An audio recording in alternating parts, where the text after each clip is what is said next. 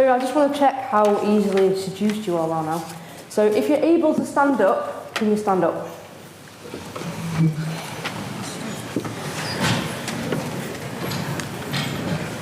Right.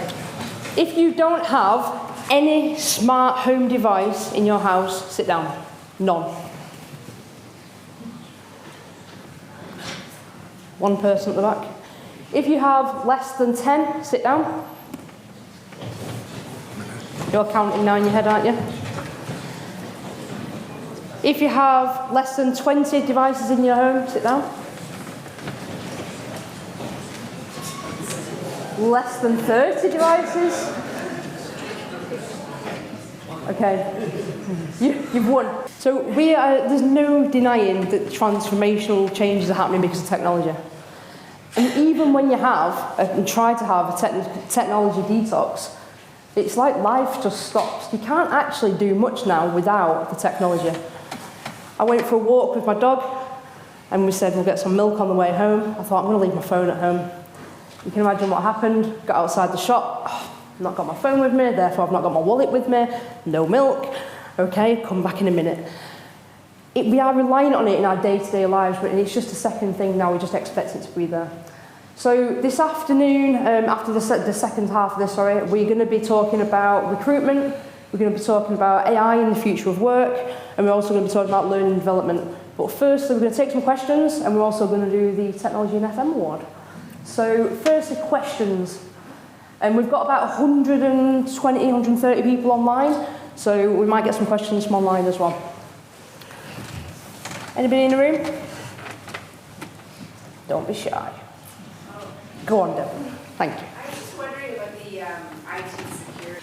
So I think, well, I don't work for the NHS, so I can't speak on their part, but having worked for critical national infrastructure, we are now part of that ecosystem. So every time we want to engage with a customer, whether they're critical national infrastructure or not, we have to ensure that our cyber posture doesn't become the weakest chain in that link.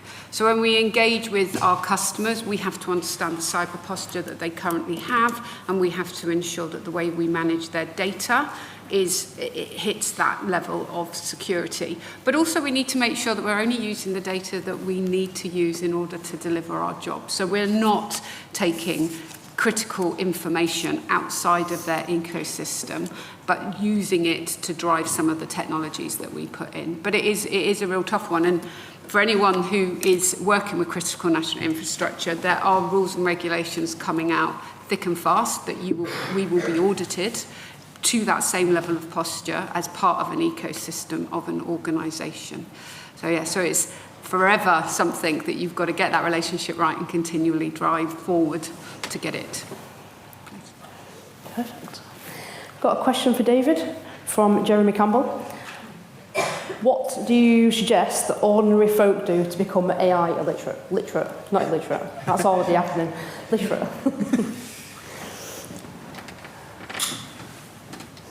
I think I'd partly come back to that definition of what AI is. What do you mean by AI literate? I imagine when a lot of people ask that question, they are thinking about how do I understand more about computer science or about ChatGPT or about understanding the kind of mechanics of how these things work. And so there are kind of recognized ways to do that. There are lots of open courses, free courses that you can do to improve your kind of coding skills or awareness of that. The answer I'll probably like to give is more to the theme that I spoke to, I guess, is to be aware as humans what we mean by artificial intelligence, just to be aware of its impact on us. And 20 minutes isn't long to talk about that. I didn't talk about discrimination or bias or power or any of those kind of issues around ethics and responsible use of AI. So I'd equally encourage people, even if you're not kind of technically literate or computer literate, there are plenty of requirements for people in and around understanding how AI impacts us that are to do with social sciences, anthropology, for example, study of history. You can learn a lot by looking at the history of technology. So maybe that's actually a good answer, is to understand the context in which we're currently in, because we heard it today, we'll hear it all day. we've got this thing about the pace of change has never been quicker, and ChatGPT was, for my course 2 years ago, I started on ChatGPT, so it was called GPT-2 back then, and you're literally doing research on something that had changed like weeks later, but fundamentally, has it changed? Not really. What's going on hasn't really changed. So yeah, to keep the answer short, I would say don't just focus on computer science and think that's not me. There are plenty of ways that I hope I gave an impression of that AI and IT touches our lives that you could be involved in. Yeah. I personally don't use ChatGPT. Is there anybody else that doesn't use it? Okay. I thought I kind of understood it, and I thought I'm going to go and check it out because everyone's using it, everyone's talking about it, everyone's writing articles on LinkedIn with it, and everyone's giving an opinion by it, going, I asked ChatGPT this question and this is the answer, and you're like, thanks, I could have done that myself, but cheers for sharing that. So I thought I understood it, and then I had a conversation with Louis at the front here, who told me that he studied ChatGPT for 70 hours, was it right? I'm 260 hours now. Yes. A lot of hours spent trying to understand ChatGPT, and I thought, I don't understand it. I'm going to leave it there. So, any more questions before we go to the Technology in FM Award? Thank you. Super interesting, all the speakers today. The thing I just wanted to pick up on was around the metrics piece, because how can we be confident that we're picking the right metrics to focus on? Because as we've all kind of recognised that within picking metrics, you're also ignoring some stuff as well. So how can we be confident that what we're measuring and using to therefore potentially show performance or make decisions are the right ones? Is that for me? Yeah, probably, but happy for anyone else to jump in as well.